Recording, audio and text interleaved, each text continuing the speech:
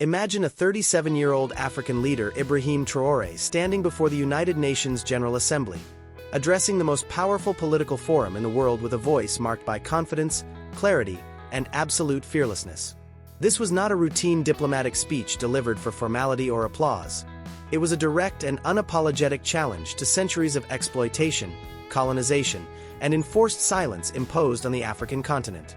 Captain Ibrahim Traoré, president of Burkina Faso, used this historic platform to articulate a truth long ignored by global powers: that Africa's vast natural wealth, its gold, minerals, fertile land, and human potential, has for generations been extracted and exported, while its people continue to struggle with poverty and underdevelopment.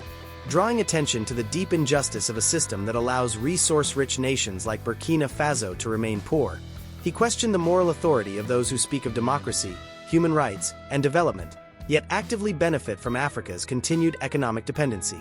Throughout his address, Ibrahim Traoré rejected the long-standing narrative that Africa requires external guardianship, declaring that the continent is neither a child nor incapable of governing itself. He criticized foreign interference, economic exploitation, and political hypocrisy, calling out the contradiction of nations that claim to support peace and stability while fueling conflict and instability through weapons, sanctions, and selective alliances. His message went beyond criticism. It was a call for transformation.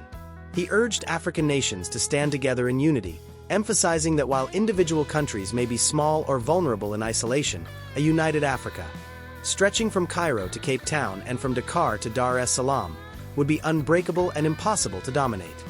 Central to his vision was the demand for economic sovereignty, where Africa builds its own industries, controls its resources, trades with dignity, and breaks free from cycles of debt and dependency imposed by external powers.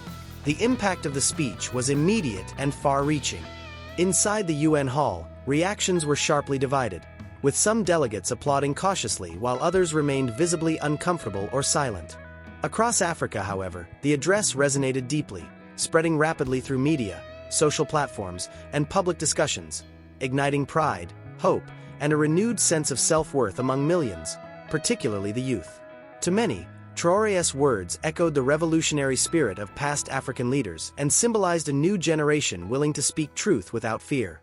While some Western governments and media outlets labeled the speech as radical or dangerous, efforts to suppress or dismiss it only amplified its influence, transforming it into a powerful symbol of resistance and awakening. Ultimately, the speech came to represent far more than a single moment at the United Nations.